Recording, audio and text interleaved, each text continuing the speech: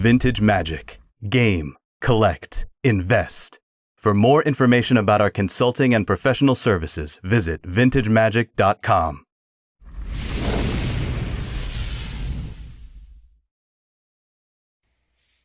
All right, guys, welcome back. It's me, Daniel, with vintagemagic.com. Happy Finance Friday. Haven't done one of these for a while after being in Alaska for a cruise. Figure I'd talk about today's subject. Well, what is it? Beta. That's right.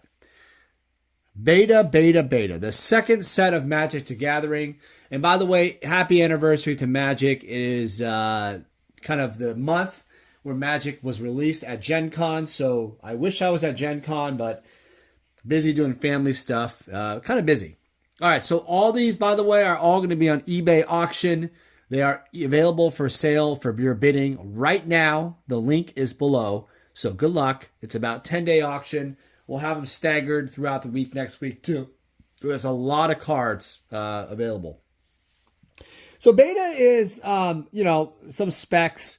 There's about 4,500 rares, I believe. These are all rares. And these cards are absolutely gorgeous. There's a lot of these are relatively packed fresh.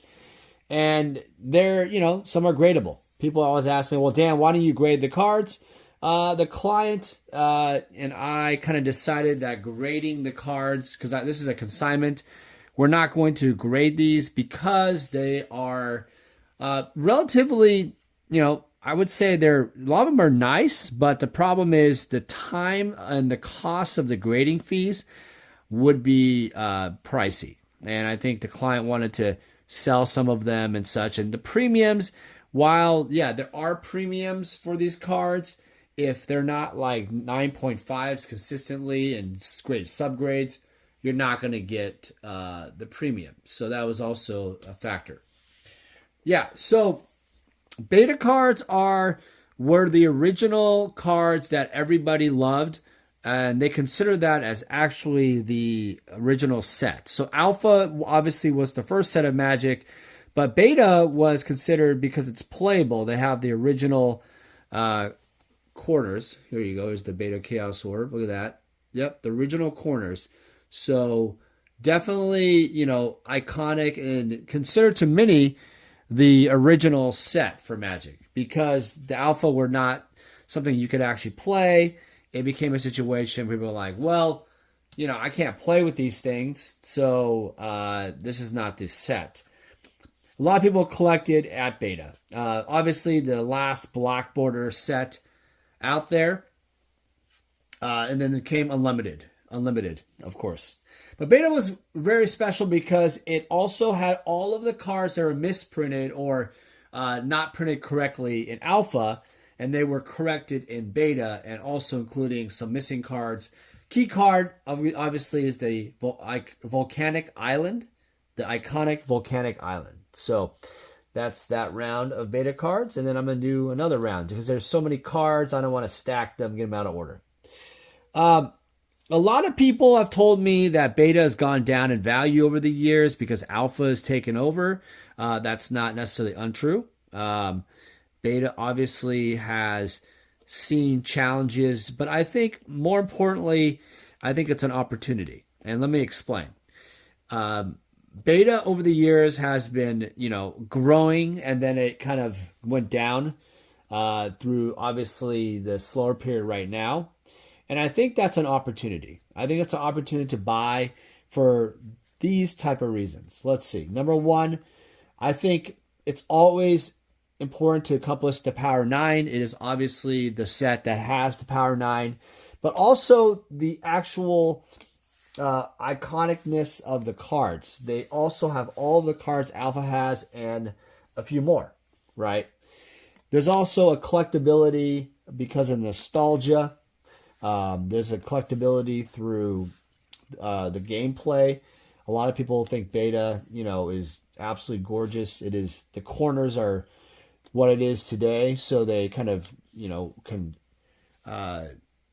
relate to that as a player. So a lot of players, obviously the vintage, old school players, and also They really think beta is the original because you cannot play with alpha back in the day. Now, I'm not saying alpha is not more rare, not more valuable. Obviously, alpha is way more rare, being around 1,000 rares, but I think not a lot of nostalgia there. Financially, it's a big difference. Like, for example, cards like the Island Sanctuary. In alpha, that'd be a $400 to $500 card near mint.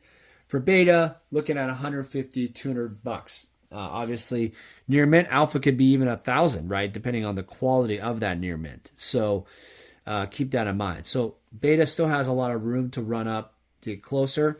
But I also think that beta will go to what alpha's at once alpha has its next run of growth. So to explain that, eventually these cards will all have some serious value, right? Even more value than what they are now. And then as alpha grows, then beta will follow. That's typically how it works, the benchmark. Just like when there's a run of interest in expansion sets, I feel like Arabian Nights has a nice run first, and then followed by the others. Now, let's talk about factors of why I think it's going to grow. Because right now we're in a little bit of a recession period or a downturn of Magic, double-digit drops in some cases. So that's the first thing. Because of the fact that there has been significant drops in the market, I always say buy low, sell high. And for those of you complaining over the years, and I'm going to say it very nicely, you have complained about the double-digit drops. Well, this is your time to not complain and to take action. And your action will actually result in possible growth in your portfolio of Magic if you still have it. That's the first thing. I mean, a lot of people, they always say, well, when am I going to buy into this, or when's the right time? Well, the right time is when it's lower, not when it's higher. Secondly, I think that if you think about this, the expensiveness of sealed product, beta booster packs are like around, close to 10K range. You have a situation where beta starters are, I think they're like 25 to 30K. I've sold some for way more, right? So at the peak, they were going for, I've sold some in the retail close to 50. Yeah, I know it sounds ridiculous, but I've sold starter deck boxes close over $500,000. So if you think about that, what the values are, there's a lot of growth potential. And you got Shivan Dragon, of course. And then you got iconic cards. The iconic cards of beta are just like the alpha, super, super awesome.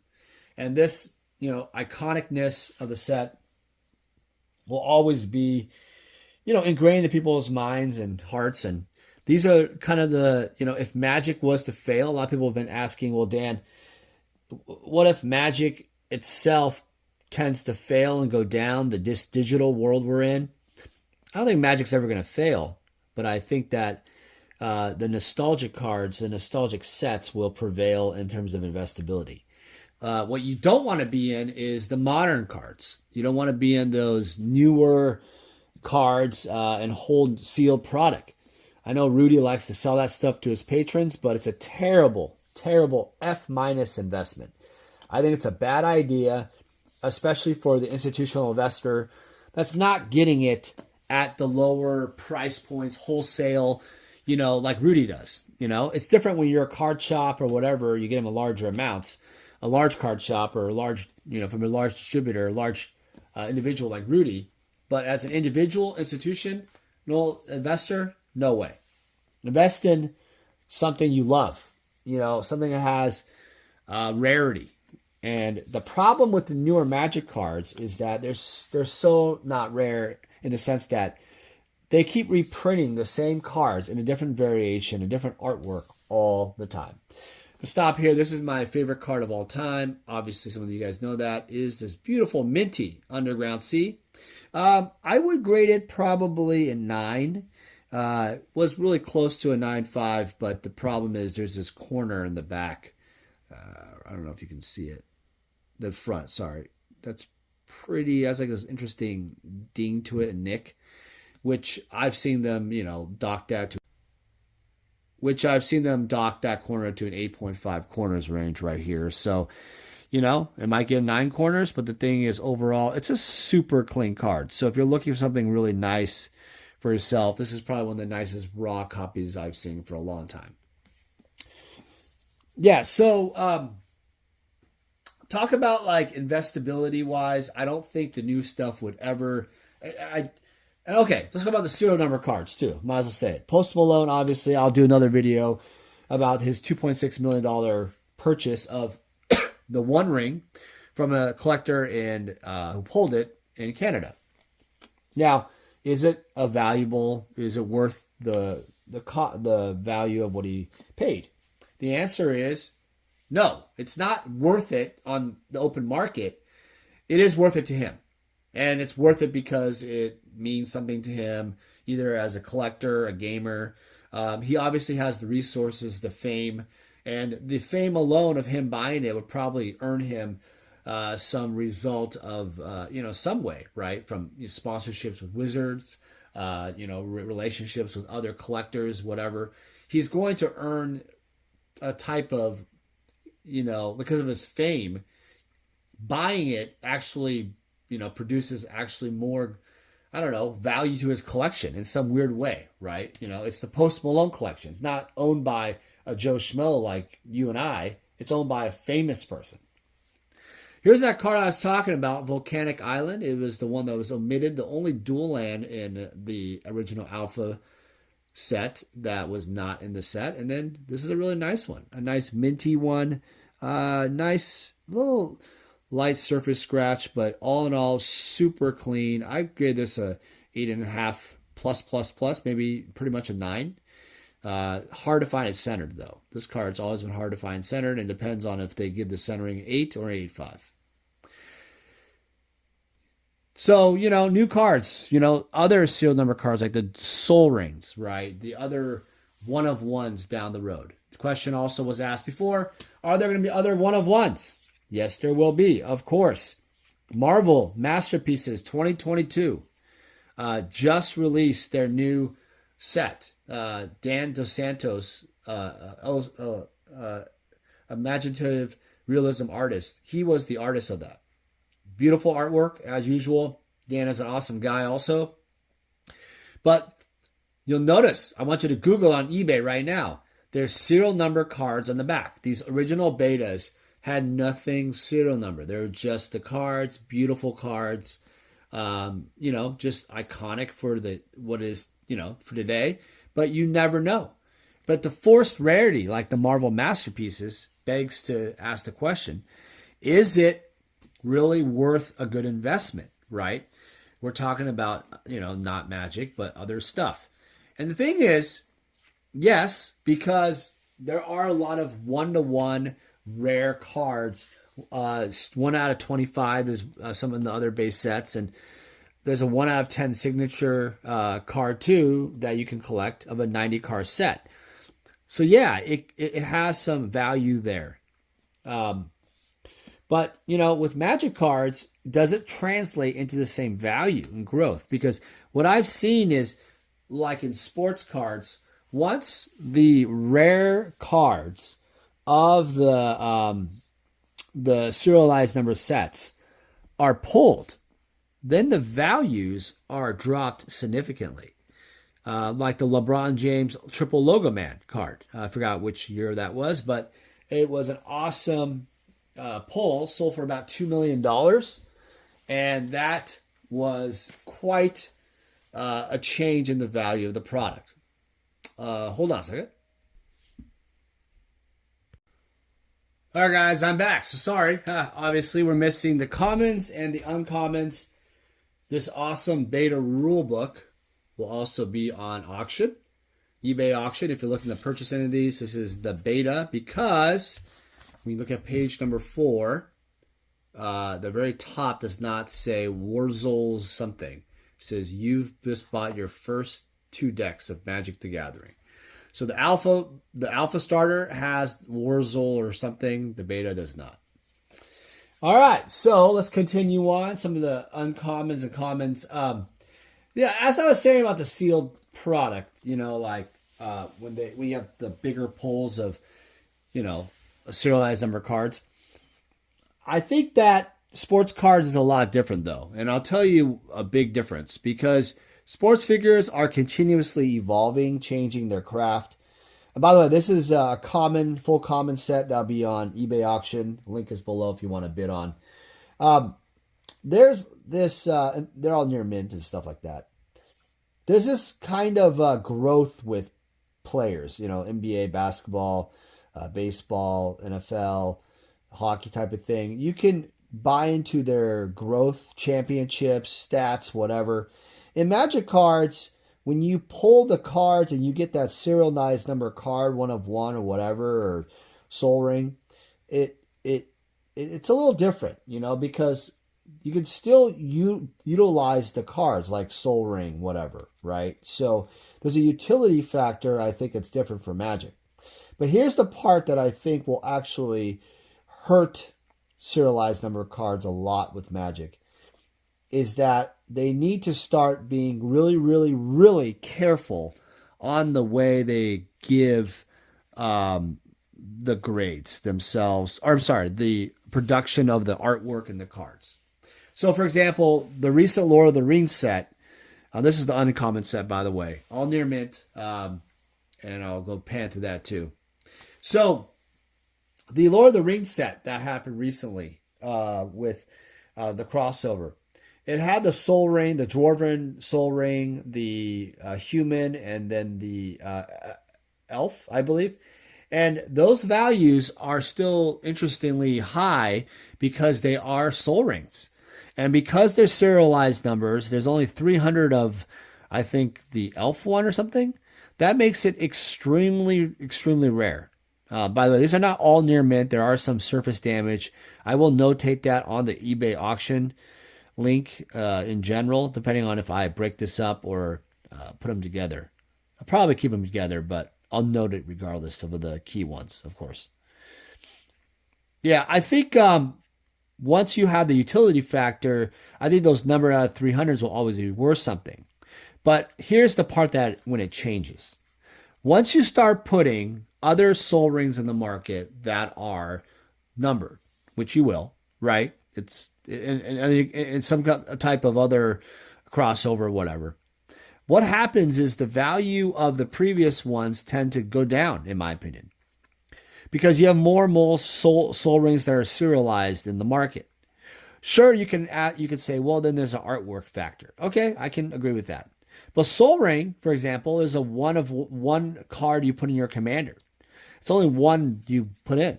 You can only put one. Old school decks, it's a restricted card. You can only put one Soul Ring. So you can't even use it because it's a newer card anyway. So how many Soul Rings can you have, right?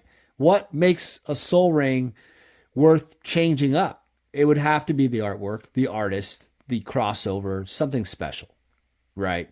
So, and hence there it is, the OG Soul Ring, which I think is by far the best artwork possible.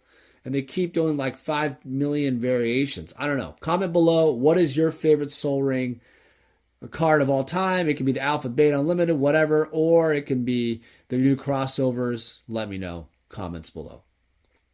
But that's my case in point. All you have is a bunch of different Soul Rings over and over again. At what point does this end, right? When does this end? And I have to say, if you talk about wallet fatigue, the serialized number cards, I think, are going to have a tremendous, tremendous wallet fatigue. Now, there's only one factor that I can see that will keep the values strong and the box prices strong and stronger in growth. And that is if Wizards finally starts incorporating what they're doing with Marvel Masterpieces. For example, Marvel Masterpieces 2 just came out. And they have a 90 card base set, and they have 3 tier levels for the cards. And check out, you can Google Marvel Masterpieces 2022. Lots of different parallels, inserts, stuff like that. But what makes Marvel Masterpieces so cool about it is they do it in such a limited way and a collectability way where people want to buy the entire set. They want to make their own set, and they fight over an auction because the Emerald version, for example, is out of 25 cards. If someone wants to corner 5 of the cards, then the sets are lowered already to 20, technically, right? It's a very, very interesting play of Rarity. It's forced rarity, but it also gives the collectors, the investors, an opportunity to fight over the cards and to also make rarity on the sets. Or to have the journey of just having a set. It can just be the regular base set, which is like 2,000 cards or, whatever, right, of each card. So it goes to show you that there is this level of rarity, forced rarity, that if Wizards makes the newer sets with serial numbers, like Marvel Masterpieces, then the values of the boxes are, I want to say timeless, but in a way the age doesn't matter. People always are fighting over to make that set, right? Always wanting it. And the way you keep that going in terms of values and not make it boring, well, to put other inserts, redemption, stuff like that. I think Marvel Masterpieces 2022 has original artwork. They have uncut sheets. They might have some other sketches and stuff you can redeem. You do stuff that you have interest in the product, and it's obviously within a short amount of time. You don't leave that redemption out for that forever, but you can put it out for a year or two, right? It gives people opportunity to go after and open the boxes. So all in all, I got to say, for newer Magic to stay around and for Magic to grow, the idea of set collecting like this near complete beta set that is available for eBay auction on bid right now, the link is below, they need to start doing this type of thing again. They need to start instilling collecting again. And, I think the serialized number thing is obviously what was going to happen, but they have to execute it better and be very careful not to basically F it up, right? F it up for the future. All right, guys. Hope you guys have a great weekend. Comment below. What do you guys think? And I'll look forward to hearing from you guys in the next one. Hey everyone, it's me, Daniel with VintageMagic.com. I want to share with you more about how we handle consignments. So to begin the consignment process, we actually need to start with the consultation service. In this consultation, I will determine what you're looking to do. And generally, consigners usually tell me, hey Dan, I'm looking to sell my items and maximize the value of their collection. After we determine through the consultation, I usually like to do an appraisal process. And an appraisal process in terms of a consignment is more fitted towards authenticity and valuation for current market values. From there, after a contract is crafted and signed, we will then receive the items from you. The reason why our consignment process is very thorough is we also identify cards that could be graded so then they can maximize higher dollar values. So the payment process is very simple. Once we have sold your items, you'll get an updated ledger and we will process payment for whatever form of payment you need. As a consigner, you're gonna experience our white glove service. What that means is I'm gonna personally handle your collectibles from beginning to end. And rest assured, the client that purchases your collectibles will also receive the same white glove service. It's a signature service that I really pride myself on in working closely with my clients. Vintage Magic. Game, collect, invest. For more information about our consulting and professional services, visit vintagemagic.com.